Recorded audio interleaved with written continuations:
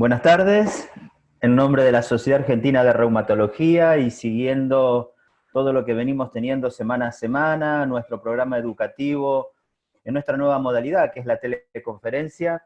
Hoy les voy a presentar al doctor Jaime Calvo Alén. El doctor Jaime Calvo Alén es jefe de servicio del Hospital Universitario Arabá Victoria y profesor de medicina de la Universidad del País Vasco.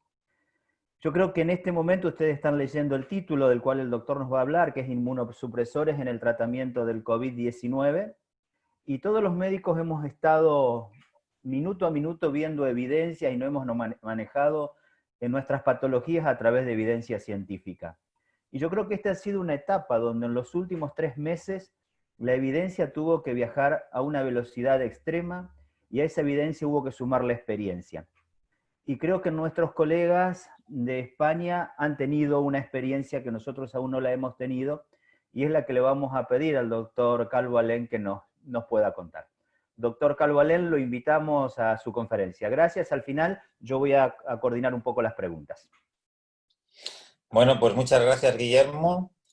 Muchas gracias a la Sociedad Argentina de Reumatología por haberme invitado a compartir esta charla, y saludos pues a todos los que estén aquí presentes o que se puedan conectar en el futuro. Tengo grandes amigos dentro de la comunidad reumatológica argentina. Con algunos de ellos tuve el placer de trabajar durante mi estancia durante unos años en Estados Unidos, y la verdad es que me une una fuerte relación personal con todo la reumatología argentina.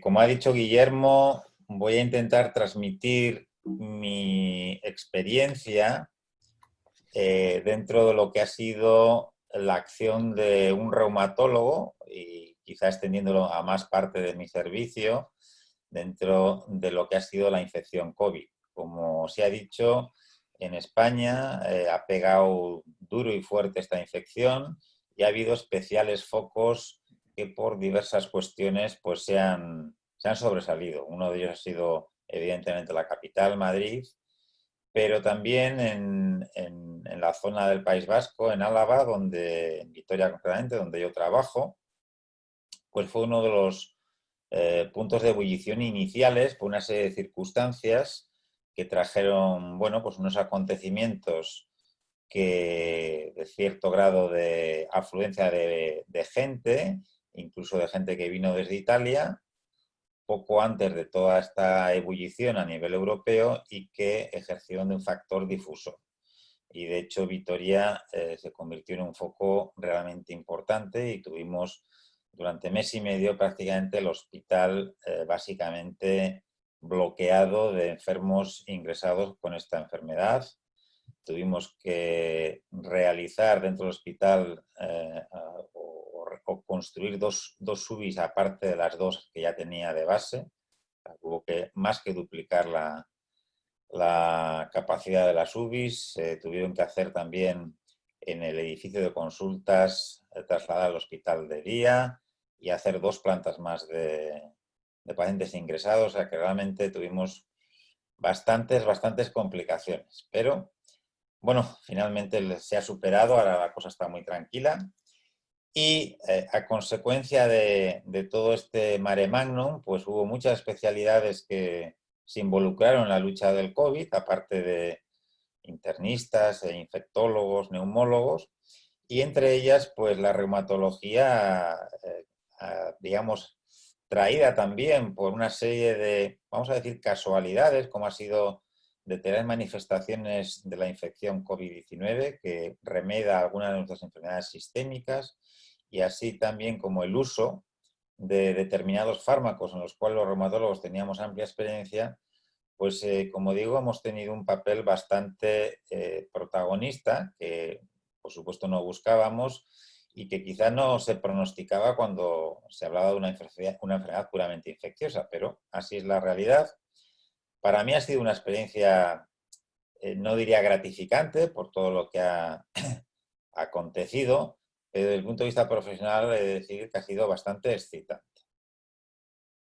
Aquí tienen todos ustedes la agenda de los diferentes puntos que vamos a intentar tratar.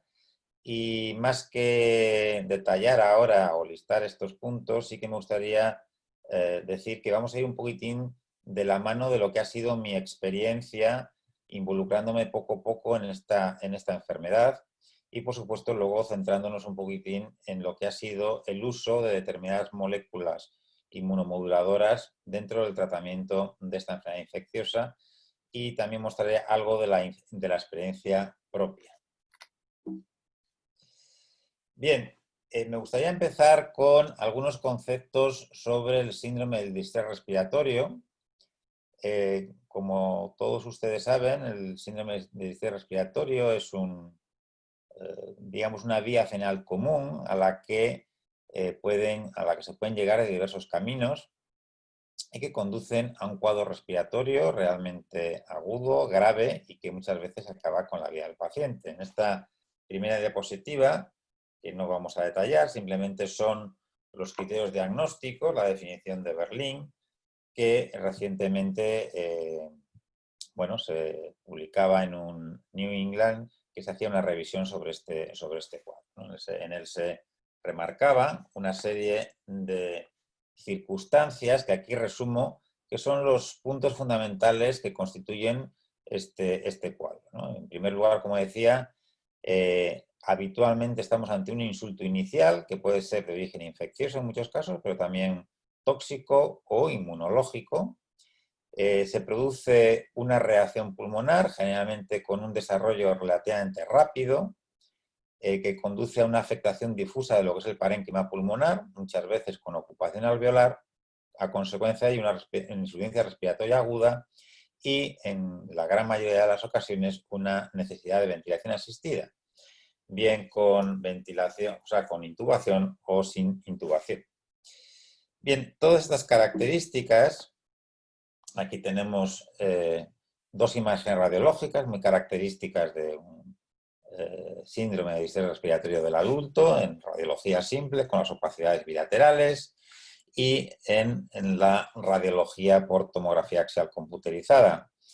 Evidentemente, ante estas imágenes, que son bastante características, siempre existe la posibilidad de diagnósticos diferenciales, entre ellos pues, los edemas no cardiogénicos, el edema agudo de pulmón o cuadros infecciosos. Pero en determinados contextos clínicos, el hallazgo de estas imágenes radiológicas resulta bastante característico. Si atendemos un poquitín a la patogénesis de este síndrome respiratorio adulto, aquí tenemos en el esquema de la izquierda, en la parte, digamos, más izquierda de la primera figura, vemos la situación de lo que es un alveolo normal con su epitelio, sus alveolos tipo 1 y tipo 2, los macrófagos intraalveolares o residentes del alveolo, bien aireado y en comunicación con una pequeña franja de tejido, de tejido conectivo, en comunicación, como digo, con el capilar con el que va a hacer el intercambio gaseoso. Bien, en la otra parte de esta misma figura vemos cómo se comportaría el alveolo ante el desarrollo de un cuadro de distrés respiratorio de adulto.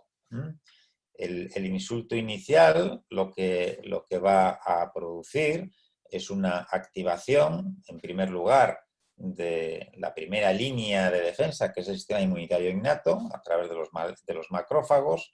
Se va a empezar a producir una secreción de citoquinas proinflamatorias que van a producir pues, varias cosas. En primer lugar, una alteración del epitelio alveolar, también del epitelio vascular, una mayor permeabilidad a la entrada de fluidos, una edematización de todo el alveolo, la atracción de células proinflamatorias, tanto del sistema inmunitario innato como del sistema inmunitario adaptativo, que va a empezar a hacer una reacción de tipo ya más directa.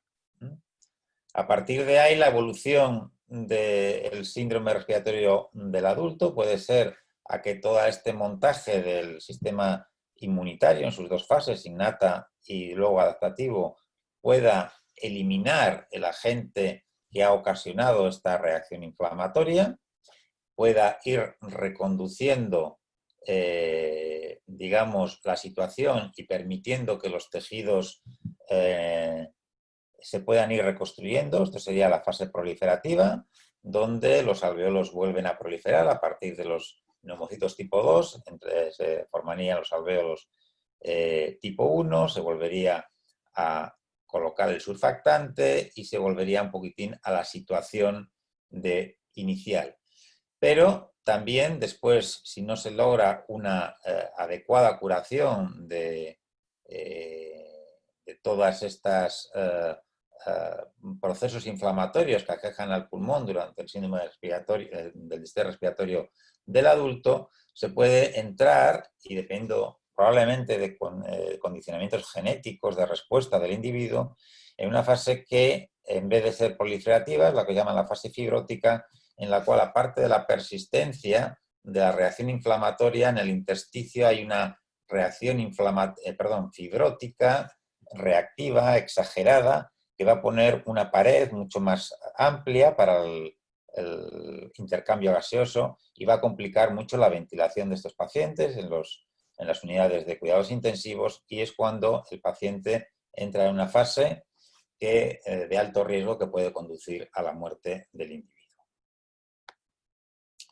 Bien, esta introducción valga para comprender mejor lo que pasa con nuestro COVID-19, que es como se denomina la enfermedad producida por el agente, el coronavirus que ha producido esta nueva zoonosis, que es el llamado SARS-CoV-2, para diferenciarle del que produjo el síndrome SARS, que es el SARS-CoV-1. Como más o menos yo creo que todos sabemos, en la infección por SARS-CoV-2 o el COVID-19, la gran mayoría de los pacientes, hasta un 80%, van a presentar formas mayoritariamente leves o incluso asintomáticas. Pero en un 20% estamos ante formas graves que van a requerir ingreso hospitalario, y de esas un 5%, de ese 20%, un 5% van a ser los que van a ingresar en UBI, que hasta ahora estaban teniendo una mortalidad por encima del 50%. Claro, ante estas cifras y ante la numerosísima población que se ha visto afectada por la infección SARS-CoV-2, cuando hablamos de un 20%, por ejemplo, en España, que estamos hablando, según la última oleada de serotipaje, que quizás sorprendió un poquitín, pensábamos que iba a ser más alta, pero bueno, así todo, estamos hablando de entre un 5 y un 10% de la población nacional que se ha infectado. Estamos hablando de casi 50 millones de habitantes, unos 47 millones de habitantes.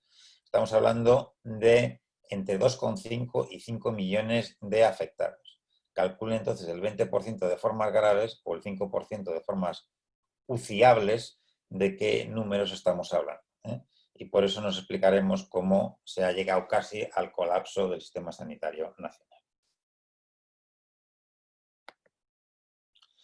Bien, vamos a ir un poquitín a la inmunopatogénesis de esta infección y en parte ya tenemos algo de camino andado para las fases finales, por lo que hemos visto del síndrome de distrés respiratorio del adulto.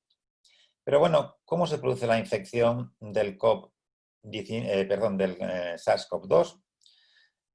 El virus, como vamos a ver ahora, comparte algunas características tanto del SARS-CoV-1, el causante de la infección SARS, como de la otra pandemia que hubo, más reducida en cuanto a número de afectados, pero también pandemia por otro coronavirus que fue el MERS, fundamentalmente centrada en Medio Oriente.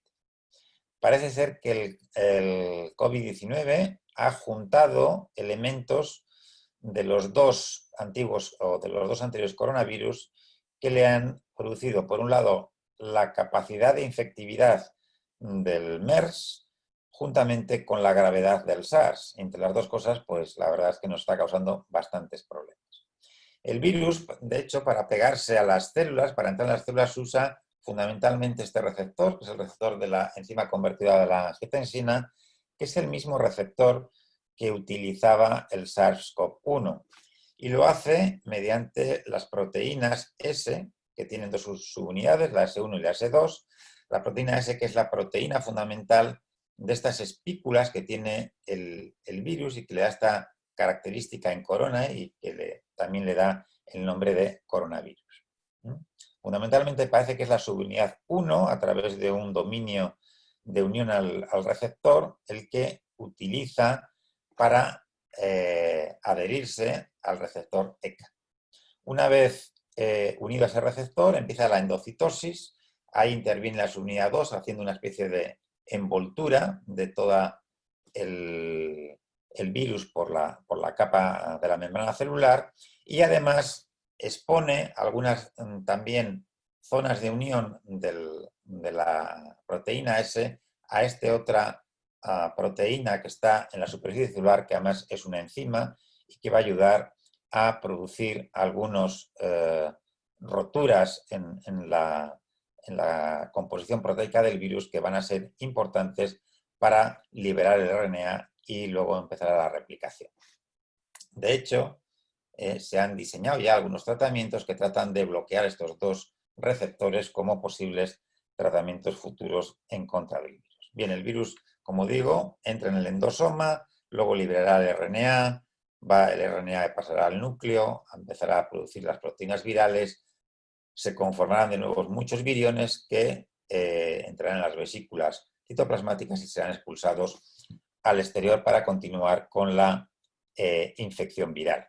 En ese, digamos, trayecto intracelular, una vez que lo va a abandonar, la toxicidad del virus va a producir una, digamos, muerte celular muy proinflamatoria en forma de piropoptosis, que va a empezar a liberar elementos proinflamatorios, sobre todo dentro del ámbito de lo que es la inmunidad innata y fundamentalmente la IL-1, que va a empezar también a atraer una serie de poblaciones celulares proinflamatorias. En ese sentido, entramos ya en una segunda fase, donde se está, por un lado, produciendo la invasión ya a grandes niveles de células por parte del virus, que aparte de la lesión citopática que produce, va a producir, como digo, esa piropoptosis y va a producir muchas citoquinas proinflamatorias que van a traer una serie de subpoblaciones celulares, algunas de ellas de estirpe macrofágica, fundamentalmente células, por tanto, que intervienen en inmunidad innata, pero también células del sistema inmunitario adaptativo, fundamentalmente linfocitos T, que al entrar en comunicación con las células macrofágicas ya activadas van a empezar a montar la inmunidad de tipo adaptativo, como decía. Y esta apuesta más de la inmunidad adaptativa pues va a tener fundamentalmente tres frentes. Por un lado, se van a poner en actividad una serie de linfocitos de la subfamilia CD8 que son citotóxicos y que van a intentar acabar con todas las células infectadas. Y luego, por la vía de los CD4, vamos a tener, por un lado, el brazo o la polarización TH1, con una inmunidad más celular, y también el brazo de los TH2 con una inmunidad más humoral. Hay que decir que a día de hoy hay datos experimentales que demuestran la importancia de ambas dos brazos de la inmunidad adaptativa, tanto la celular como la humoral, a la hora de parar el virus, y realmente uno de los caballos de batalla en el tema de las vacunas es saber cuál es la más importante para hacer un poco la vacuna más adaptada a lo que nos interesa para acabar con el virus. Bien, ¿qué es lo que pasa en los pacientes en que observamos que tienen una gravedad mayor, y sobre todo en aquellos pacientes que empiezan a entrar en picado una vez que han desarrollado una neumonía? Bueno, en esos pacientes parece que toda la puesta en marcha de la inmunidad que antes he descrito, tanto en la primera fase como en la fase adaptativa, no se pone de una forma estructurada, se hace de una forma un tanto disregulada, no es capaz de acabar con la infección viral ni de tan siquiera circunscribirla, y entra en una fase en la cual se mantiene una respuesta inflamatoria mantenida, disregulada, sin que sea capaz de acabar con la infección viral, y se entra en una especie de círculo vicioso que conduce a esto que pongo aquí, que se llama, o que se ha conocido como la tormenta citoquímica. Esto evidentemente no es único de esta infección. Todas las infecciones que conllevan, como antes he dicho, por ejemplo, a un cuadro de un distrés respiratorio del adulto, entran de alguna forma en esta tormenta citoquímica. Y ahí hay muchas infecciones que entran como una vía final común. Y también hay cuadros de tipo autoinflamatorio o inmunológico que pueden en su desarrollo recordar a este tipo de respuesta. Lo que pasa es que parece ser que esta infección tiene pues, una especial frecuencia en desarrollar este tipo de reacciones. Probablemente no sabemos exactamente la causa de por qué en algunos pacientes sí y en otros muchos afortunadamente no, pero probablemente entren factores de edad. Se ha marcado, por ejemplo, que en los pacientes que están en fases avanzadas de la enfermedad se objetivan que los linfocitos T tienen marcadores de inmunosenescencia y marcadores de una respuesta que llaman de exhausting linfocitos T, es decir, que están exhaustos, y que probablemente eso se dé más en pacientes con determinadas edades o por encima de determinadas edades. Por eso, en general, los pacientes con mayor edad son más proclives a este tipo de problemas. También los pacientes con comorbilidades, y probablemente haya factores genéticos que predispongan a este tipo de respuesta inflamatoria descontrolada.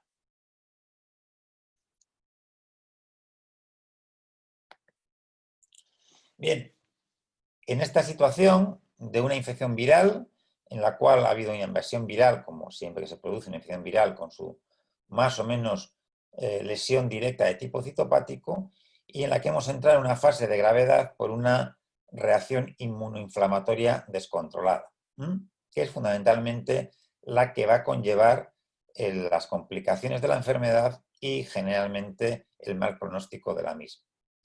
Bien, eso es lo que ha dado la base a la utilización de tratamientos inmunomoduladores, evidentemente no para controlar el proceso infeccioso, que probablemente en estos estadios ya ha pasado a un segundo plano, y luego comentaremos algo más de esto, sino para intentar torpedear, controlar esta tormenta citoquímica descontrolada, ¿no? Se ha visto que en pacientes graves o en pacientes en UCI, etcétera, los niveles de cantidad de citoquinas proinflamatorias, como las que aquí describo, pues están aumentados. También se ha visto especialmente que la IL-6, que ha sido uno, o como luego veremos, va a ser uno de los objetivos terapéuticos, están más elevados en pacientes fallecidos. Y también se ha visto que tanto en sangre periférica como en lavadores bronquialveolares se han recuperado en los diferentes fluidos que se han extraído, se han recuperado con citometría de flujo abundantes poblaciones de macrófagos con marcadores de activación y de proinflamación. Todo ello, bueno, pues dando pábulo al uso, ya digo, de medicaciones inmunosupresoras, o mejor dicho, quizá inmunomoduladoras. Por tanto, si tenemos que resumir un poquitín la cronología de la infección viral, traigo aquí este gráfico, que fue una de las primeras publicaciones, al menos en papel, que de una forma quizá un poco inspirada, porque tampoco teníamos demasiados datos, salvo quizá las primeras impresiones de los médicos chinos, como digo, fue el primero que expresó de una forma gráfica pues esta cronología que acabo de escribir, ¿no? Perdón. Una primera fase marcada sobre todo por lo que es la infección puramente viral y por tanto la respuesta inicial lógica a cualquier infección viral, y una fase final de respuesta hiperinflamatoria que si no se controla conduce a la muerte del individuo. Entre ellas, pues una fase intermedia en la cual se solapan un poquitín la fase viral que está, digamos, finalizando y la fase hiperinflamatoria que se está iniciando, ¿no? ¿En qué momentos se producen? ¿Qué timings tenemos para intentar establecer estas fases? Pues ahí ha sido uno de los grandes caballos de batalla a la hora de establecer también la cronología de los tratamientos. Y quizá todavía no tenemos las respuestas finales, ¿eh? Sí que ha habido varias publicaciones, no me voy a extender evidentemente en todas ellas, que han intentado de entrada identificar factores de mal pronóstico pues cuando se diagnostica al individuo o sobre todo cuando el individuo entra en el hospital. Hombre, si el individuo ya tiene que ser ingresado, generalmente ya tenemos algún dato de que probablemente puede tener un cierto grado de posibilidades de gravedad. ¿Cuáles son esos factores de mal pronóstico? Aquí traigo fundamentalmente dos estudios. La mayor parte de los estudios que voy a ir citando son de experiencias chinas, evidentemente, que han sido los que han tenido más tiempo pues, para ir recolectando su experiencia e irla publicando, ¿no? En este caso, serían factores de gravedad en el momento del ingreso. En el momento del ingreso, como veremos, la edad, que se repite también en este otro estudio, y que ya lo hemos nombrado, y luego marcadores tanto clínicos, este es la puntuación o el score de SOFA, que fundamentalmente es un score más utilizado en UCIs, para ver un poquitín la evolución, hacia mal si va aumentando el score o hacia bien si va disminuyendo de los pacientes. Es un índice de daño multiorgánico, pero bueno, no deja de ser un índice clínico que demuestra, bueno, pues que el paciente puede tener mayores posibilidades de evolución mala, y un dato analítico que también se repite en bastantes estudios, que es el dímero D. Un dímero D elevado, pues también generalmente se acompaña de pacientes con mayor gravedad. Aunque luego intentaremos hacer una estratificación un poquitín más adecuada. Este otro estudio se refiere a pacientes que han ingresado en UBI, o en UCI, mejor dicho. Y aquí, bueno, la edad sigue siendo un factor y evidentemente, pues si el paciente ya ha desarrollado un distrés respiratorio adulto, tiene necesidad de ayuda ventilatoria, pues son factores evidentemente de mal pronóstico. Más que el intentar, que también es importante, identificar en el momento del ingreso qué pacientes son los que potencialmente pueden ir mal, en este trabajo, que es un trabajo que vamos a describir de una forma muy somera, un trabajo relativamente poco complejo, hay que leerle 2 o 3 veces para entenderle más o menos bien, pero es un trabajo bastante interesante bajo mi punto de vista porque aborda 2 cosas. En primer lugar, como decía, el intentar dar un poco más de cuerpo al pronóstico inicial en el momento del diagnóstico de pacientes, o intentar identificar pacientes de mal pronóstico de aquellos que no lo tienen tanto. Y en segundo lugar, busca encontrar lo que ellos llaman el punto de no retorno o el burning point, aquel momento en el cual el paciente, y caracterizar ese momento mediante datos analíticos, el paciente puede entrar en barrera. Ellos estiman que ese burning point, o punto que yo he llamado de no retorno, está más o menos unos 5 días antes de lo que ya sería el desarrollo de un síndrome de distrés respiratorio de adulto, de una entrada en UCI, es decir, de un evento en el cual ya la gravedad es totalmente clara, ¿no? De hecho, ellos para este estudio básicamente lo que hacen es coger retrospectivamente una serie de, creo que son dos hospitales los que participan, ven todos los pacientes más o menos que han ingresado en un determinado tiempo y los califican en dos grandes grupos. Aquellos que llaman pacientes severos, y que son los pacientes que han ingresado y por eso ya tienen un cierto grado de severidad, pero que tras el seguimiento y el desarrollo de su enfermedad no alcanzan lo que son los puntos de mayor gravedad, que ellos los califican como muerte, como entrada en UCI o desarrollo de un síndrome respiratorio, de distrés respiratorio de adulto, ¿no?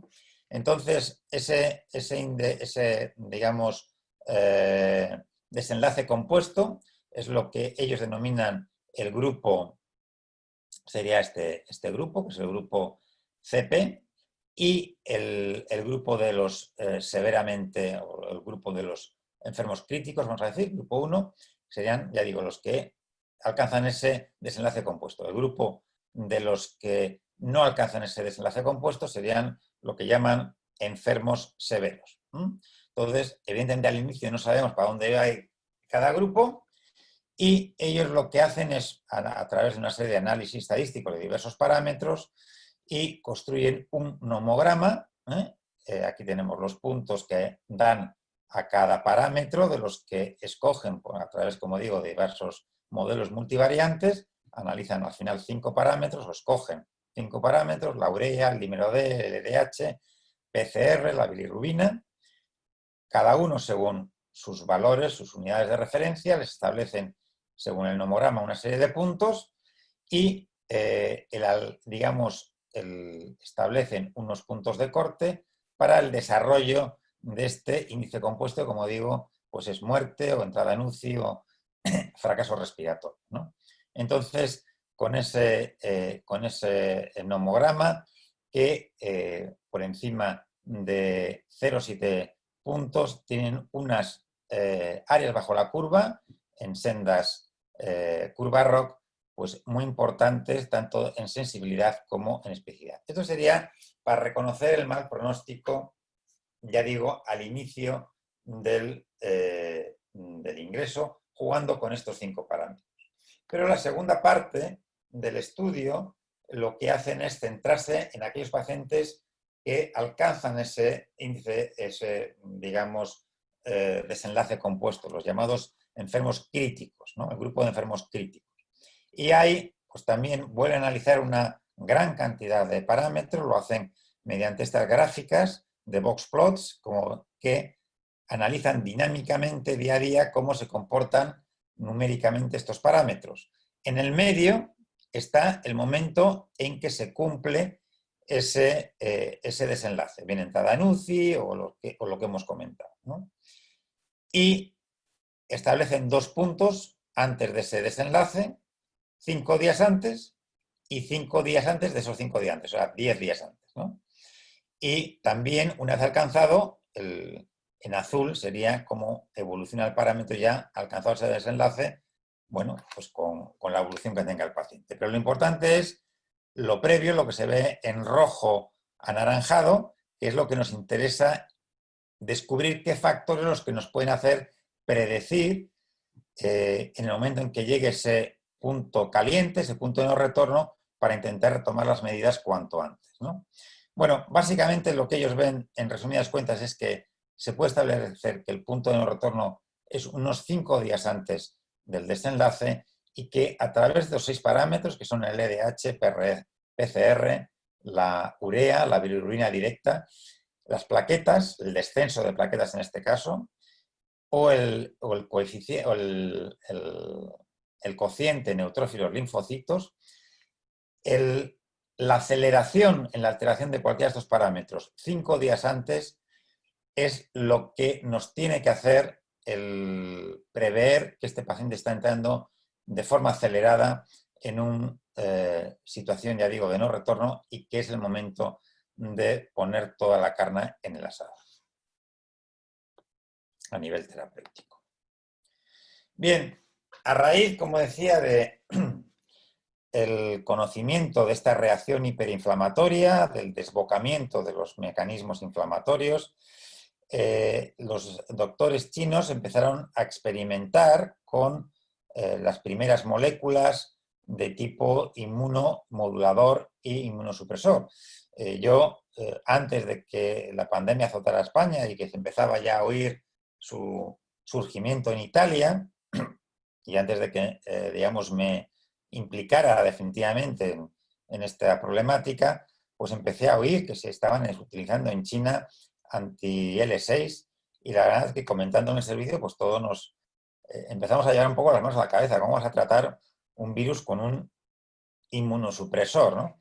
Bien, esta es la primera experiencia publicada, y que ya antes de que se publicara, esto se publicó ya en inglés, pero antes había una publicación en idioma chino, también con los mismos pacientes, 15 pacientes. Estamos hablando de una experiencia, como podéis ver, muy pequeña, pero con esto es con lo que se empezó la terapia anti-IL-6, y esto fue lo que comunicaron los chinos inicialmente, todavía sin publicar, a sus colegas italianos, que lo empezaron a utilizar en Italia. Como digo, fijaros en el artículo. Es un artículo que, si uno lo lee, es globalmente de mala calidad. Es un estudio retrospectivo, solo con 15 pacientes, solamente una semana de seguimiento y con muy pocos datos detallados. Esta es su experiencia. Situación basal de la enfermedad en el momento en que los pacientes ingresan: gravedad moderada, grave o crítica. Esta es la PCR basal, y es cuando se decide poner este tipo de tratamiento. Bien, esta es al cabo de una semana la PCR. Esto quizá es un poco falso, porque evidentemente, independiente muchas veces, los reumatólogos lo sabemos, que la PCR de cara al manejo en pacientes con anti-IL-6 con artritis reumatoide a veces es engañosa, porque vaya bien o vaya mal el enfermo, el tocilizumab en este caso te la baja. Y esto pues, puede pasar también en enfermos con este tipo de problemas infecciosos e inflamatorios, ¿no? Pero bueno, en cualquier caso, sí que hay una eficacia biológica con este bloqueo de la PCR. Y en cuanto a los desenlaces clínicos, bueno, pues sí que lograban cerca del 30% de una estabilización, digamos, agravamiento se producía aproximadamente en un 15%, y el resto pues fallecía. Con lo cual, bueno, los resultados eran irregulares, pero estamos hablando solamente de 15 pacientes y tras una semana solamente de seguimiento, y probablemente con la utilización del fármaco en fases quizá demasiado avanzadas. Comentaba antes que sería interesante, aparte de intentar identificar factores de mal pronóstico lo antes posible, de intentar ver en qué momento el paciente ya está entrando en ese desfiladero hacia el desenlace no querido, intentar estratificar mejor o lo mejor posible los pacientes a la hora de adecuar lo mejor posible los tratamientos. A raíz de la salida o de la experiencia con el tocilizumab, ha habido una cierta ebullición, luego veremos, de otros tipos de tratamientos inmunomoduladores, que si los JAK inhibitors, que si otros inhibidores de tirosinquinasas, que si anti-L1, incluso también se ha propuesto anti-TNFs, etcétera, etcétera. ¿Son todos válidos para todos los pacientes? Hay diferencias que podamos objetivar y que puedan subclasificar mejor a los pacientes. Todavía no tenemos respuestas. Yo lo que traigo aquí no es experiencia propia, es una experiencia compartida. En este caso, ahí tengo la referencia de la doctora que lo ha expuesto, como representante un poco de la experiencia colectiva del Hospital Clínic de Barcelona. Cataluña se incorporó un poco más tarde que Madrid o Vitoria al azote explosivo de la pandemia en España, pero la verdad es que luego se incorporó con bastante fuerza. Y de hecho, pues ahora mismo le está costando un poco más salir que al resto. Con esto quiero decir que los grandes hospitales de Barcelona, entre ellos el Clínic, pues ha adquirido, desafortunadamente, una importante experiencia. Pero, como afortunadamente en este hospital, al que conozco bastante porque pasé allí cierto tiempo, tiene una gran tradición investigadora, como creo que todos ustedes saben, y cuenta con grandes profesionales, pues aparte de paliar en lo posible todo lo que es el drama clínico que suponía, como pongo ahí, pues en algunos momentos tener más de 500 ingresados con la enfermedad, en situaciones bastante agudas, muchos de ellos, el poder poner en marcha un sistema, como nos explicaba en un reciente webinar la doctora García Vidal, un sistema de control informático de base de datos de todos los pacientes ingresados, de tal forma que independientemente de que múltiples especialidades estaban al pie de cama atendiendo a los pacientes, como pasaba en mi hospital, permitía que los infectólogos pudieran, desde las bases de datos informáticas, donde se volcaban todos los datos de todas las historias clínicas, electrónicas, pues pudieran realmente repasar con mucha agilidad lo que pasaba en todos los enfermos y poder ir, digamos, guiando un poco las situaciones que se iban planteando y las terapéuticas. Además, eso permitió el obtener una base de datos muy dinámica, con muchos datos, y por tanto el intentar ir clusterizando de alguna forma a estos pacientes. Y ellos nos han transmitido esta experiencia que probablemente terminará de alguna forma siendo publicada, pero que ahora mismo es una experiencia casi de transmisión oral, como pasaba hace tiempo, ¿no? Y ellos han, digamos, introducido un criterio de establecer tres perfiles de pacientes de cara a la hora de dirigir el tratamiento. Una vez que el paciente ingresado evolucionaba de forma pues, poco satisfactoria, ¿no? Esos tres perfiles de pacientes, uno era el que llamaban inflamatorio, que fundamentalmente es lo que he venido describiendo, un paciente donde la infección tenía ya la infección viral poca importancia, pero se complicaba por esta reacción inflamatoria descontrolada y que se caracterizaba por abundantes marcadores proinflamatorios elevados y que parecía que dependía fundamentalmente, aunque como digo hay muchos circuitos interrelacionados tanto en el sistema inmunitario innato como el adaptativo, pero que parecía depender de dos grandes citoquinas proinflamatorias, IL-6 y L1. Y de hecho podemos un poco subclasificar este perfil inflamatorio según el perfil de los marcadores de inflamación que predominaban. Si era la P0 o la LH son marcadores más dependientes de IL-6, mientras que si predominaba más la linfopenia o el ascenso de ese cociente neutrófilo linfocito que antes citaba, o los niveles de ferritina, esos marcadores parece que dependen más de una estimulación IL-1, ¿no? Bien, ese sería un perfil de un paciente que va mal, perfil inflamatorio que evidentemente habría que combatirlo con inmunosupresores. Pero hay otro perfil, que ya yo no lo voy a tratar, evidentemente, que es un perfil donde es cierto que quizá lo que es la infección viral ya ha dejado paso a un cierto componente inflamatorio, pero que el paciente se complica y puede entrar también en un fallo multiórgano y todo, digamos, clínicamente comportarse parecido, pero no porque haya una inflamación o una hiperinflamación, sino porque hay una coinfección generalmente bacteriana, pero muchas veces por gérmenes oportunistas, que pues se han, digamos, aumentado dentro de la flora propia del individuo y en ese caso pueden ser patógenos, o también por otros gérmenes tipo hongos, etc. En general, esa coinfección, el marcador que lo puede hacer sospechar es un aumento relativamente importante de la procalcitonina, que generalmente en el perfil inflamatorio la vamos a ver siempre, si no a cero, en niveles muy bajos. Y luego ellos distinguen otro perfil, que es un paciente no inflamado, sin datos de coinfección, pero que en un momento determinado puede entrar en barrena desde el punto de vista respiratorio.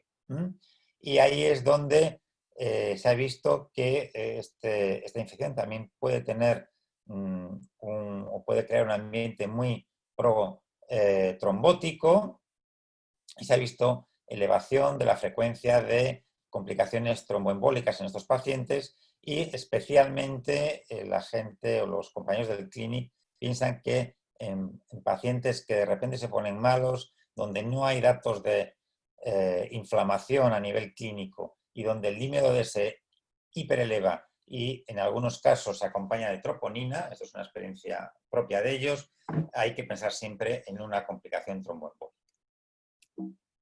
Bien. Nosotros, evidentemente, como he dicho antes, nos vamos a seguir centrando en este perfil inflamatorio, que es el que vamos a intentar atacar con moléculas de tipo inmunomodulador, inmunosupresor, y un poco, como ahora vamos a ver, centrándonos en esta posibilidad de subclasificación a través de los marcadores de elementos inflamatorios. Bien, como antes decía, a partir de la experiencia inicial china con el tocilizumab, pues han aparecido más protagonistas. Aquí solo pongo algunos de los que, no de los que se han nombrado, sino de los que se han utilizado en práctica clínica y los que hemos tenido más a mano, por lo menos en nuestro ambiente. Por un lado, los bloqueantes de la interleucina 6, fundamentalmente el tocilizumab. Hay también alguna experiencia en España, por lo menos, de utilización de sarilumab, pero fundamentalmente en el contexto de ensayo clínico. Sé que hay algunos ensayos clínicos internacionales y hay algún también a nivel local, a nivel español, que están utilizándonos con sarilumab. De hecho, en Madrid hay un ensayo clínico en fase 1 que están utilizando el sarilumab en fases muy precoces del paciente casi con unos mínimos criterios casi según ingreso. Hay otro bloqueante que yo sinceramente no lo he utilizado nunca, es el cetuximab. En este caso no es un bloqueante del receptor, sino es un monoclonal frente a la interleucina 6 directo. No sé si allí en Argentina tenéis experiencia propia con él. Sé que está aprobado para la enfermedad de Castleman y los compañeros del Clinic sí que tienen alguna experiencia muy aislada de utilizar esto en momentos en que no tenían disponible tocilizumab. También se ha utilizado bloqueantes de interleucina 1, fundamentalmente anakinra. Quizá en algún sentido podríamos meter aquí a la colchicina, que sabréis que hay varios ensayos clínicos en Canadá, en Italia, de utilización de colchicina, por dos motivos. Parece que tiene por su acción sobre los microtúbulos un cierto poder directo antiviral, y luego por su también interacción con la constitución del inflamosoma, pues tiene capacidad de reducir la producción de IL-1 y por tanto a minorar sus efectos, ¿no?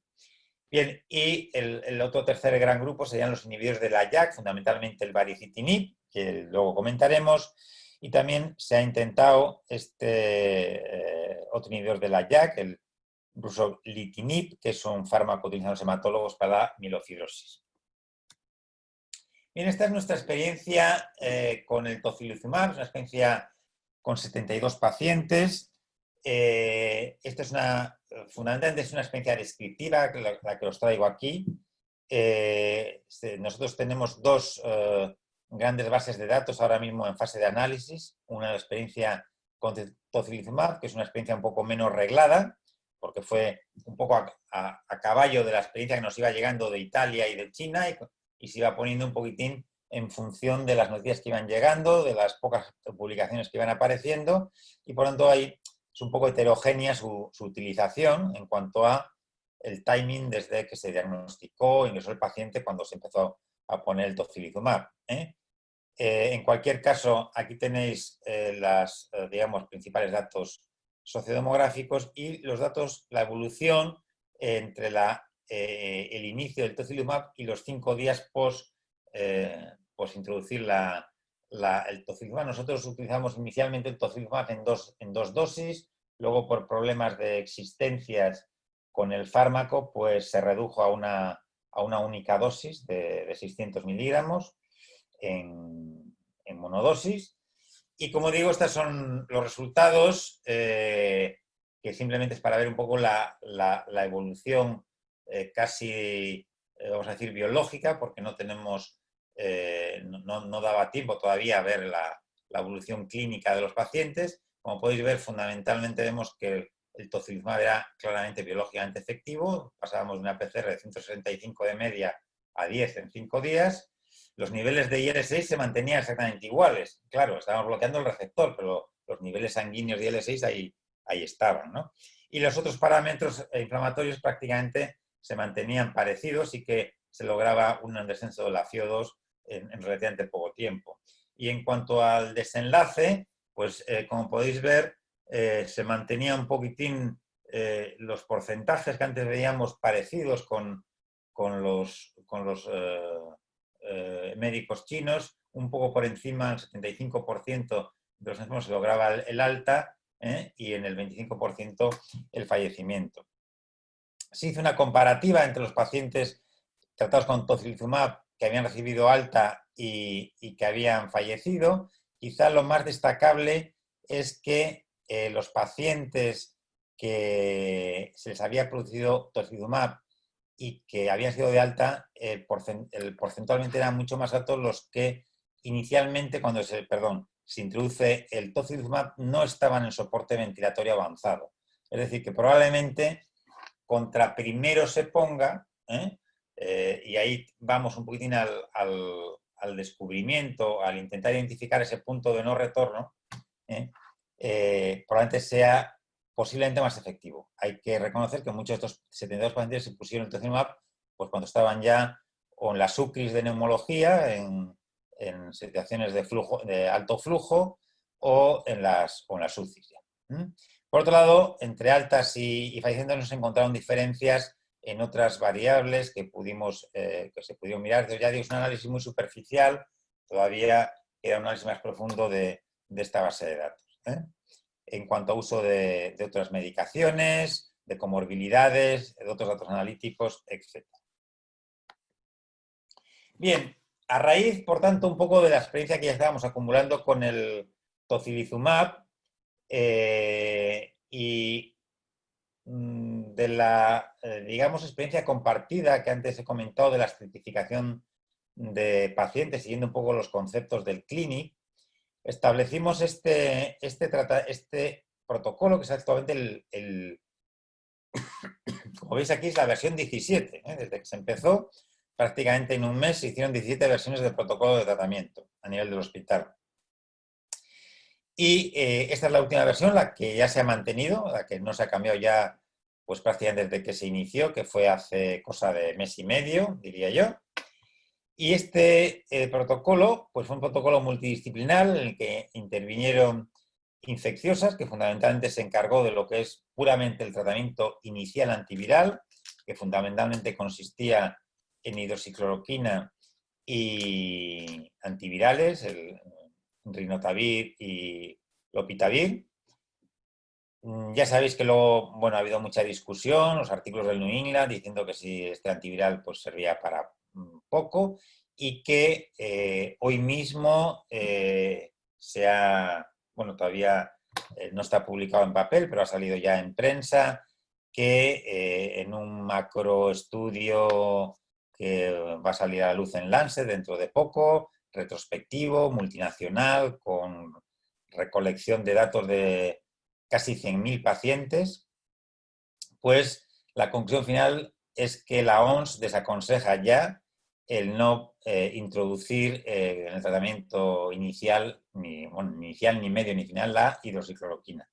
Saca o recomienda sacar la hidroxicloroquina del tratamiento del COVID-19 porque no solamente no logra beneficios en la comparativa, sino que en principio se ha demostrado un aumento de la mortalidad, parece ser fundamentalmente por temas cardiológicos, no sé si de origen aritmógeno, en relación pues, con posibles arritmias ventriculares, etc. Pero bueno, esta es noticia de hoy mismo. Bien, como digo, esta era la parte que hizo infecciosa, hematología hizo toda la parte de profilaxis anticoagulante y nosotros, con encargo directo, fuimos responsables de lo que es clarificar todo el manejo del tratamiento inmunomodulador o inmunosupresor. Y nosotros hicimos el esquema de tratamiento y de manejo de estos pacientes en base a 2 puntos.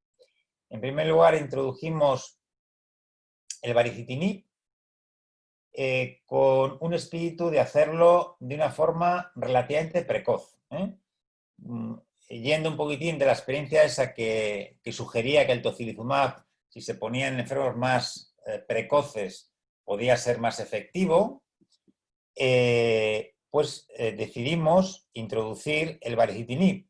¿Por qué el baricitinib y no el tocilizumab? Bueno, esto fue una idea propia, nuestra, del servicio. Evidentemente había otra gente en España que es también, con los compañeros de reumatología también, con los cuales también estaban un poco en esa idea y lo habíamos comentado de forma un poco casual, pero considerábamos que el baricitinib, por unos datos que voy a dar luego, aparte de su bloqueo de IL-6, aparte de producir un bloqueo de IL-6 y por tanto obtener ese beneficio que daba el tocilizumab, pues o se sugerían ya datos de que podía tener un efecto directo antiviral, que ahora enseguida discutimos. Entonces, por eso decidimos introducirlo precoz. Precoz, pero no excesivamente precoz. Fijaros que pongo no antes de 5 días. Y eso es por su posible acción ante interferón alfa. Bueno, su posible y su real. El baricitinib bloquea JAK1, JAK2 y entre otras de las citoquinas que bloquea, aparte de IL-6, aparte de otras inflamatorias como IL-9, IL-7, etcétera, etcétera, produce bloqueo de la interferón alfa y, como sabéis, es un antiviral. Entonces, en base a una serie de datos que estudiamos y que ahora vamos a comentar, decidimos que sí le podíamos poner relativamente precoz, 3 o 5 días desde el inicio de los síntomas, pero no antes.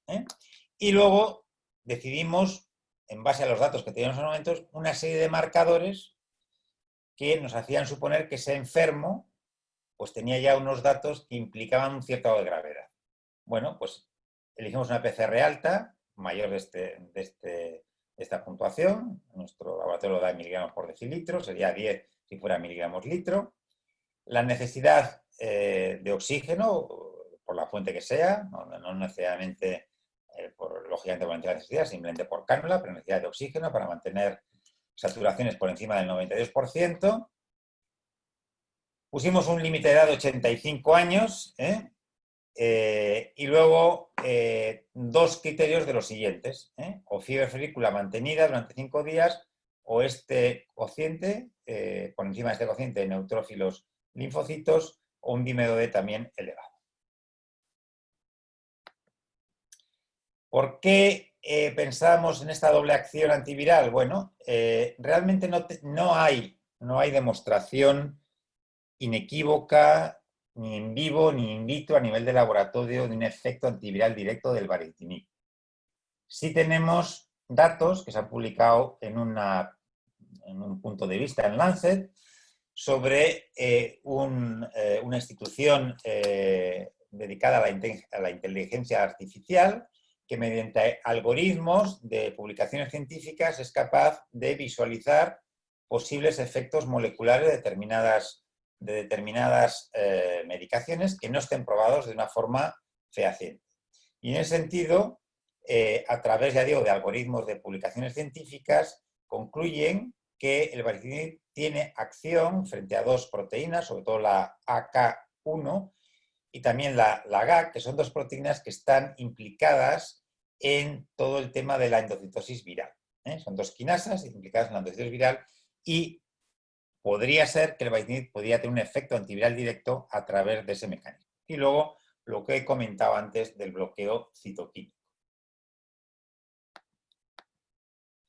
Bien, entonces, en relación con este bloqueo citoquímico, decíamos que, bueno, casi todo era positivo, pero que teníamos el miedo de bloquear un antiviral natural, que es el interferón. Bien, el interferón, el problema que tiene es que de cara a infecciones virales, y esto se ha demostrado con el SARS-1, el SARS-CoV-1, y probablemente pasa lo mismo con el SARS-CoV-2, y quizá aumentado, es que es una espada, como digo ahí, de doble filo. Esto es un esquema de cómo se comporta la infección. Esto está publicado en 2016, todavía no había salido el SARS-CoV-2, pero sí el SARS-CoV-1. En este primer gráfico vemos lo que pasa. Llega el virus, invade las células y estas células empiezan a producir más viriones que aumentarán la infección. Bien, lo que se necesita en ese momento es una respuesta rápida, muy rápida de la célula, porque las células, sobre todo las células macrofágicas y del sistema inmunitario innato, al tener el primer contacto con el virus, va a producir interferón alfa 1, de tipo 1, y ese interferón alfa rápidamente va a codificar una serie de genes en las células que van a ser capaces de bloquear de alguna forma la proliferación del virus y así limitar mucho la infección. ¿Qué es lo que pasa? Si por lo que sea esta reacción del interferón se retrasa, y veremos que en los ciertos coronavirus es muy probable que se retrase, da tiempo a que el virus vaya invadiendo muchas células y establezca ya lo que es la infección de forma más o menos generalizada. Y cuando se produce de una forma algo tardía esa producción de interferón, ya nos da igual que detenga, porque ya hay suficiente virus, carga viral para tener la infección, ya no importa tanto su papel protector antiviral de las células, pero sí, en cambio, va a comenzar a producir lo que es la reacción proinflamatoria, porque va a traer muchas células inmuno e inflamatorio funcionantes, como monocitomacrófagos, neutrófilos, células de sistema inmunitario adaptativo, etc. Y, por tanto, va a promocionar esa respuesta proinflamatoria exagerada que se da en estos pacientes. Ítem más. El interferón en ese momento incluso dificulta la puesta en marcha de una respuesta inmunológica adaptativa adecuada, porque va a producir apoptosis de células T, con lo cual va a dificultar que haya una respuesta adecuada desde ese punto de vista y va a costar más erradicar y defendernos del virus de una forma específica.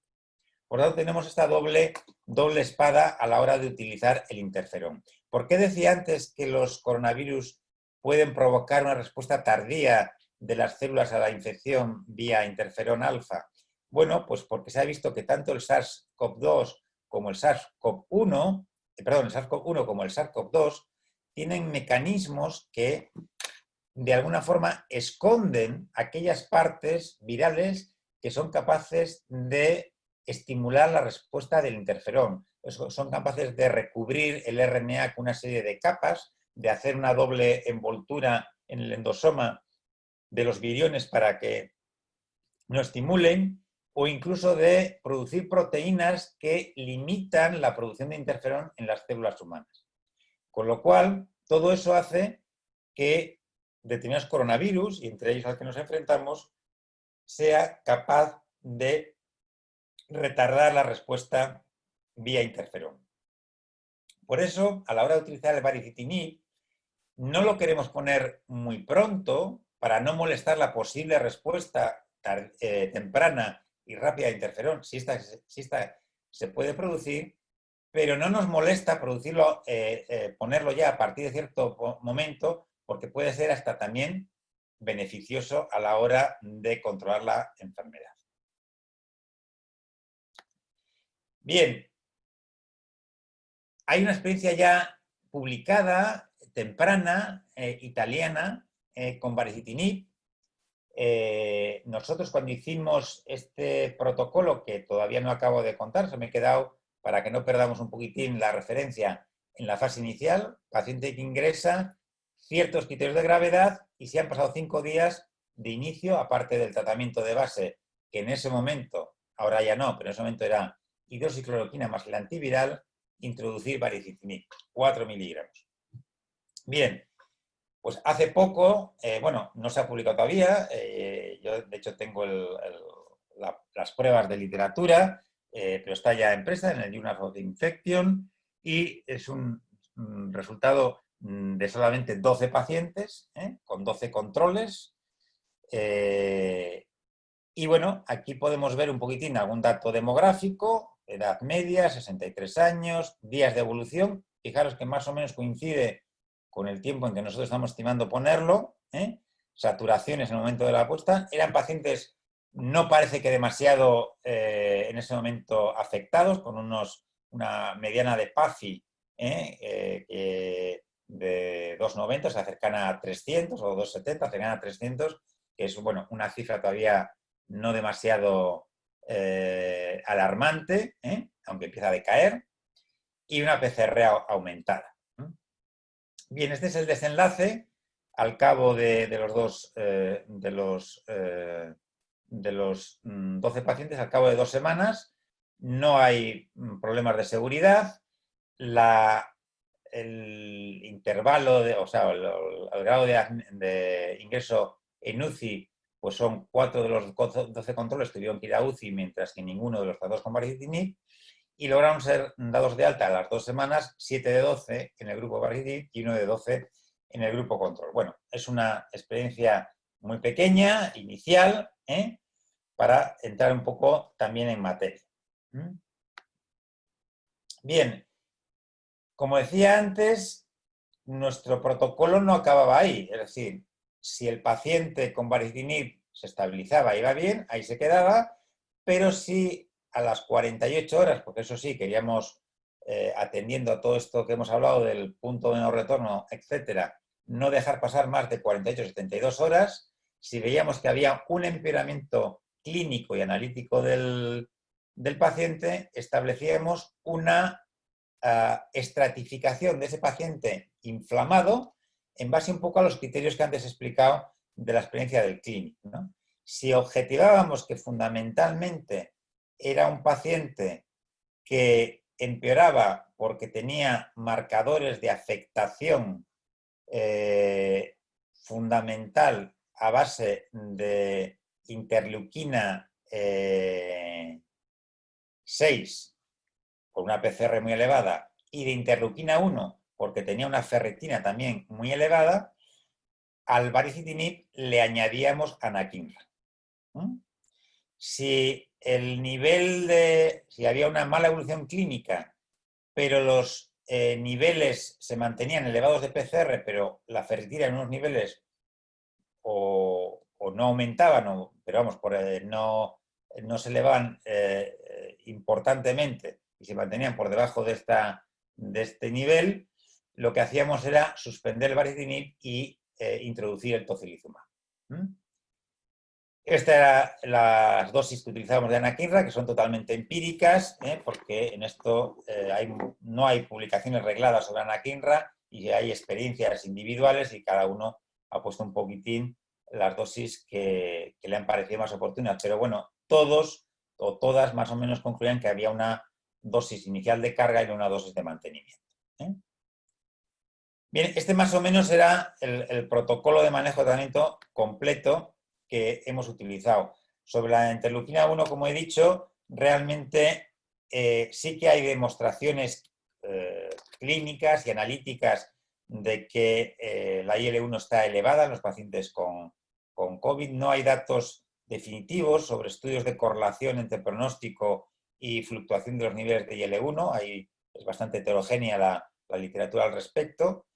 La utilización de la anakinra ha sido hasta ahora totalmente empírica, aunque ya hay un ensayo, creo que hay 2 ensayos clínicos ya en marcha a nivel internacional, pero realmente ahora mismo cuerpo de publicación no hay para crear algo de evidencia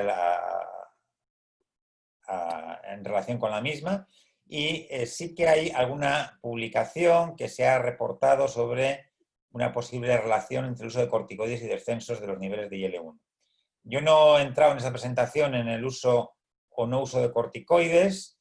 Nosotros lo reservábamos para la segunda fase, es decir, si había empeoramiento tras el uso de baricitinib y generalmente en combinación con anakinra o tocilizumab, pero ha sido muy polémico el uso. Hay gente que lo ha preconizado al inicio, otros en general, la OMS desaconseja el uso de corticoides al inicio. Y en general se han utilizado de forma un tanto empírica en fases avanzadas de la enfermedad. Pero ya digo que daría para una charla sola y he preferido centrarme fundamentalmente en inmunosupresores y inmunomoduladores. Bien, nuestra experiencia con el baricitinib actualmente es de 32 pacientes. Yo hoy mismo he hecho esta diapositiva porque estamos ahora preparando la base de datos y bueno, pues para hoy he podido sacar unos mínimas pinceladas en general la experiencia intuitiva, y esto me lo transmite sobre todo ahora que ya están básicamente únicamente dedicados a este tema los infectólogos, ¿verdad? Me lo transmiten que su experiencia o su impresión a pie de cama es bastante buena, pero habrá que ver, ya digo, cuando tengamos todos los análisis. Ya digo que ahora mismo con este protocolo hay 32 ya pacientes tratados. Esto que os traigo son datos de 22 pacientes. Fijaos que la edad media es muy parecida a la que publicaban los italianos. Casi todos había un cierto grado de comorbilidad. Había un 31% que estaban, cuando se infectaron, estaban con algún tipo de tratamiento inmunosupresor previo, generalmente por enfermedades hematológicas o reumatológicas. Había un 18% de enfermos reumatológicos. Estos son los tratamientos, digamos, otros tratamientos que se habían utilizado para el tratamiento de la infección. Fijaros que el 100% llevaban hidroxicloroquina y el lopinavir, ritonavir. Y esta es la radiología de ingreso, la mayoría con neumonía bilateral y algunos que todavía no tenían infiltrados cuando en el momento del ingreso. Y esto es, digamos, el desenlace global de estos 22 pacientes, el desenlace global en cuanto altas, estos son números absolutos, pero básicamente en altas estamos, hay 2 pacientes que todavía están ingresados, de los 22, o sea que estos son estadísticas de 20, uno está en UCI todavía, lleva pues bastante tiempo, ya cerca de un mes, y otro está en planta. Si pensamos que los dos pueden salir para adelante, estaríamos hablando casi del 80% de altas, y serían 15 pacientes, los otros 5 pacientes fallecieron, como pongo aquí, 5 de ellos, 5 pacientes fueron a UCI, 4 de ellos fallecieron, fueron 4 de los 5 y otro falleció en planta. De los 5 que fueron a UCI, uno acabó siendo dado de alta. Bien, esta es, digamos, la pincelada que os puedo dar de nuestra experiencia con el baricitinib. La impresión general es que puede ser un elemento, si no definitivo, sí de ayuda, y esta es la forma en que lo estamos utilizando. Hay muchas otras inmunosupresores o inmunomoduladores que se han postulado. Todos estos son bloqueantes del factor estimulante de colonias de granulocitos macrófagos. Hay ensayos clínicos de talidomida. Hasta donde yo sé, de anti-TNF no, pero sí que hay una publicación del Lancet en el cual analizaba un posible papel terapéutico de los anti-TNF, y no olvidemos que el anti-TNF es una molécula proinflamatoria que está en la corriente abajo de las moléculas de la IL-1 y la IL-6. En China sí que hay ensayos clínicos con el Fongilimab, otro inmunomodulador. Ya os he hablado antes del rusolitinib. Esto es una columna de absorción de citoquinas, en utilización en sistemas de diálisis, que también se ha utilizado. Y podríamos probablemente citar más inmunomoduladores, inmunosupresores, pero me ha parecido que estos son los que más actualmente se han nombrado. Por mi parte, yo no quería ya gastar más de vuestro tiempo. Volver a reiterar las gracias a la Sociedad Argentina de Reumatología por darme esta oportunidad. Y bueno, también al Laboratorio Sabot, que contactaron también conmigo y han colaborado en esta sesión. Muchas gracias.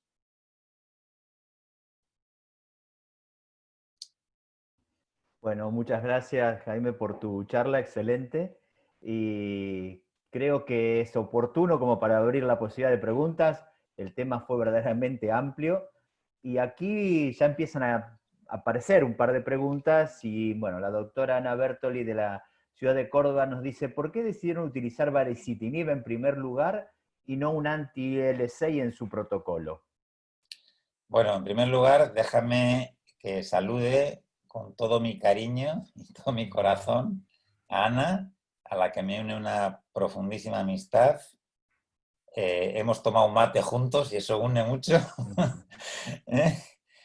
Y compartí con ella muy buenos momentos en Estados Unidos y es una magnífica compañera.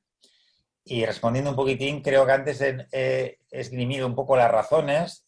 Fundamentalmente nos decidimos por el baricitinib por la posibilidad de aunar una utilidad o una eficacia antiviral por el posible efecto antiviral que antes he comentado.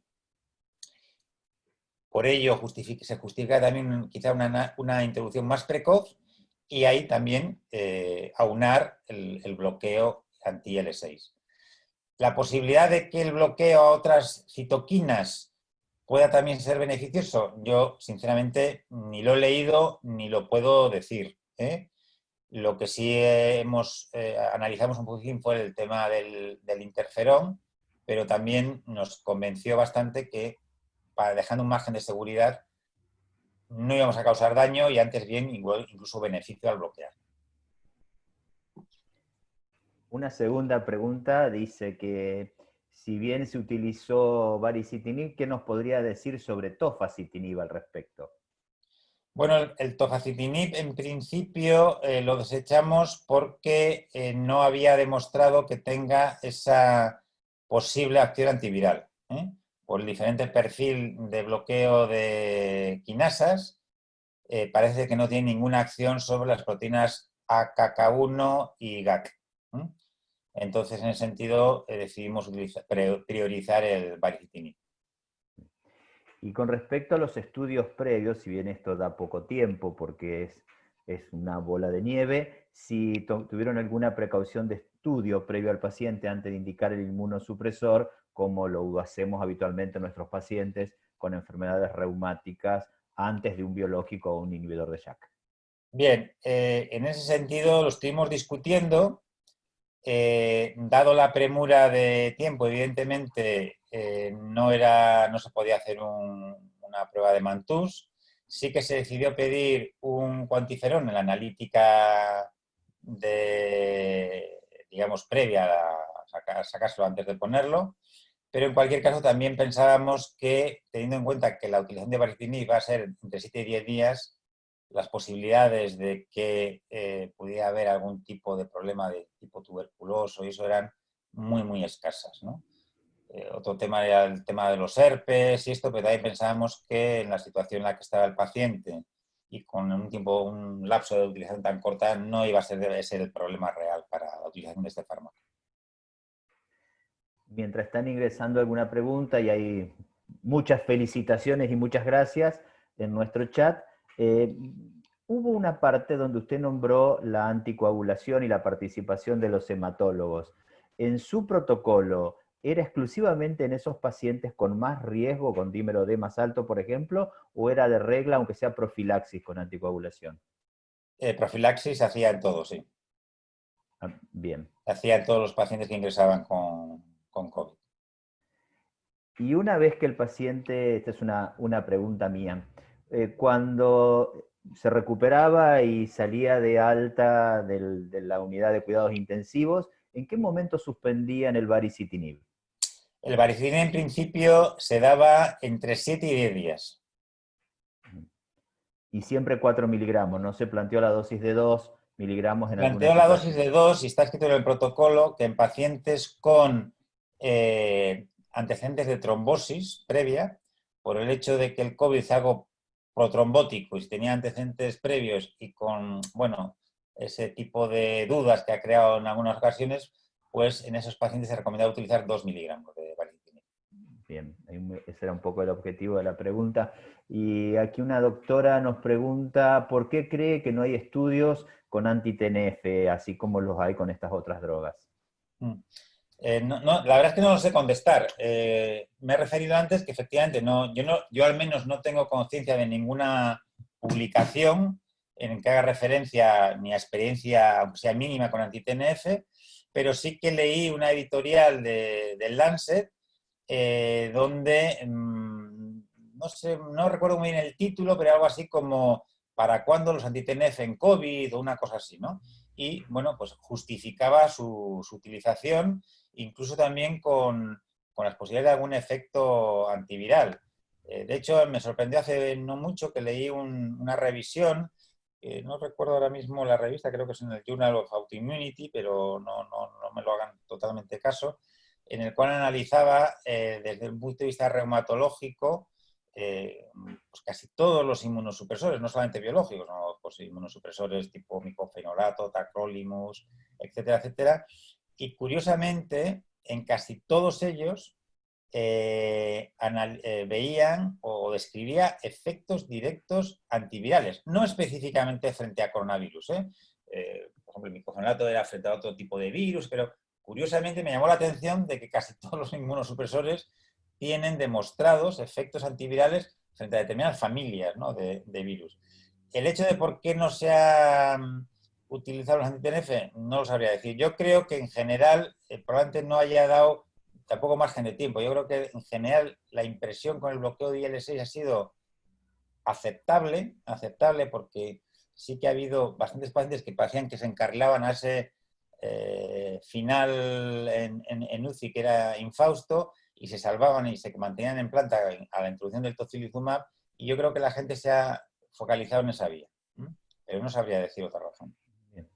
Y es probable que hayan tenido pacientes con patología reumática que venían en tratamiento con terapia biológica y Sí. lo han tenido que cambiar en esos casos graves.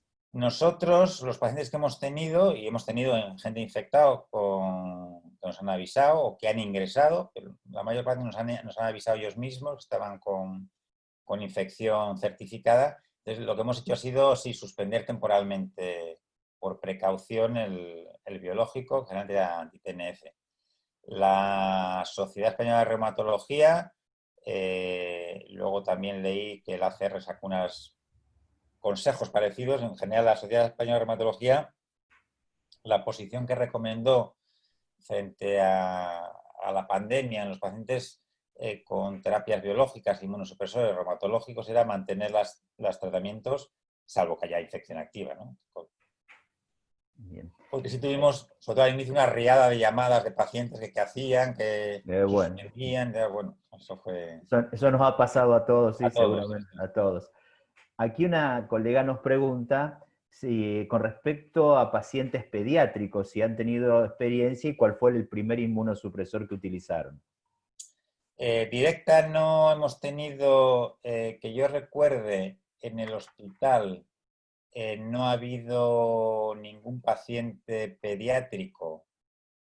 Nosotros tenemos una consulta compartida con un pediatra y un miembro de servicio que hace la reumatología pediátrica, y lo tendría que comprobar, pero yo creo que no ha habido ningún paciente pediátrico ingresado en nuestro hospital por COVID. Y la única experiencia adicional que puedo comentar es que sí hemos visto pacientes, nosotros también, y el servicio de dermatología ha visto, ya tiene bastante experiencia en un cuadro que no sé si habrán visto ahí en Argentina, que se ha relacionado con el COVID, aunque no hay una demostración totalmente directa, pero la aparición en niños, fundamentalmente en niños, de unas lesiones en piel tipo eritema pernio.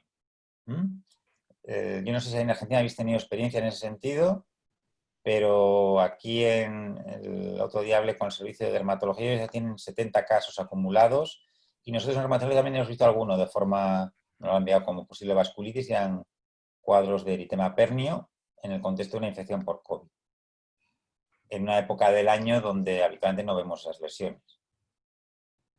En uno de los comentarios que hizo sobre el protocolo de tratamiento hizo referencia a la hidroxicloroquina como el pasado, ¿no? Y aquí un colega nos pregunta si está de acuerdo con la disposición de la OMS de ya no utilizar la hidroxicloroquina. Pues la verdad es que el estudio no lo he leído, lo he comentado hoy esta misma mañana, con el jefe de infecciosas de mi hospital. Hemos estado comentando el tema de que la OMS lo iba a retirar en base a ese estudio, y bueno, sé los datos que he comentado muy por encima, que son casi 100.000 pacientes, y que además tengo entendido que la propia la propia OMS ha parado el estudio porque ya los resultados eran estadísticamente bastante significativos. Claro, la verdad es que también con esa potencia de números, pues igual sin grandes diferencias te lo da, ¿no? Entonces, mi opinión, pues se tiene que, en este caso, bueno, pues poner a lo que disponga la OMS, ¿no? Que tendrá los datos. No tengo opinión propia para responderlo. Aquí una colega que es reumatóloga infantil nos pone que no ha tenido niños todavía con esa clínica de eritema pernio en su hospital, que la conocemos la doctora, que tienen un número muy alto de pacientes pediátricos con enfermedades reumáticas. Con respecto a los pacientes, tenemos otra pregunta, que vienen en tratamiento con terapias biológicas y pacientes con enfermedades reumáticas que no vienen porque están tratados o con DIMAR clásico y otras drogas. ¿Pudieron notar diferencias en la evolución de la infección por COVID en el que tenía un biológico del que no tenía un biológico? En principio, nuestra impresión es que no. Como te decía antes, estamos también ahora realizando una recogida de datos de todos los pacientes ingresados o no ingresados, con todos los pacientes reumatológicos diagnosticados de algún tipo de patología inflamatoria, seguidos en todos los servicios de reumatología de los hospitales del área autónoma y del País Vasco, y que, ya digo, hubieran sido certificados con una infección por COVID. Y ahí estamos recogiendo, bueno, pues el tipo de tratamiento de base que llevaban, la evolución que han seguido, etcétera, etcétera. En principio, la impresión que tenemos, pero eso es una impresión puramente así global de la experiencia clínica, es que no ha habido diferencias en ese aspecto, ni que haya habido realmente una incidencia importante de infección por COVID en pacientes con terapia biológica. Bien. ¿Y alguna patología en especial? Me sumo a esa pregunta, si has visto más en artritis, en lupus, en dermatomiositis, en alguna patología en especial más que en otra dentro de las nuestras. En principio no tenemos esa impresión. No. De hecho, sí que hay a nivel nacional, dentro de lo que es el grupo RELESER, nos pidieron datos están intentando evaluar a ver si la hidroxicloroquina, aunque ahora ya creo que ese estudio va a perder un poco de valor, pero bueno, que si tenía algún efecto protector en los pacientes que estaban tomando de forma crónica hidroxicloroquina, y nos pidieron datos pues, sobre los pacientes que nosotros seguíamos de tratamiento con eso, el número de pacientes infectados y tal, pero no tengo datos al respecto. Bueno, la verdad que ha sido muy productiva y hay algo que tenemos que respetar, que creo que son sus horas de sueño. Porque aquí todavía es temprano, pero ya es hora de que usted pueda ir a descansar para seguir mañana sus actividades. Muy bien. Sinceramente, en nombre de la Sociedad Argentina de Reumatología y de todos los colegas que han estado presentes y de quienes van a escuchar seguramente la charla en los próximos días, le damos las gracias por haber participado en esta reunión.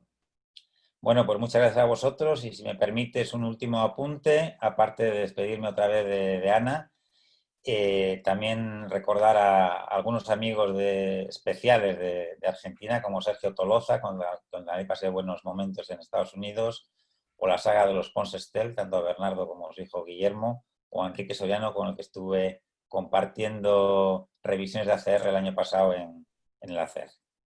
Bueno, muchas gracias a todos los argentinos y un abrazo, de verdad. Un abrazo, buenas noches, gracias.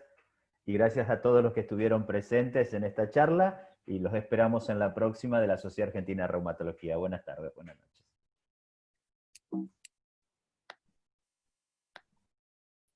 Gracias, Jaime. Muy bien. Muchas gracias, espectacular la charla, muy buena. Así que, bueno, la dejaremos para que la vean los colegas.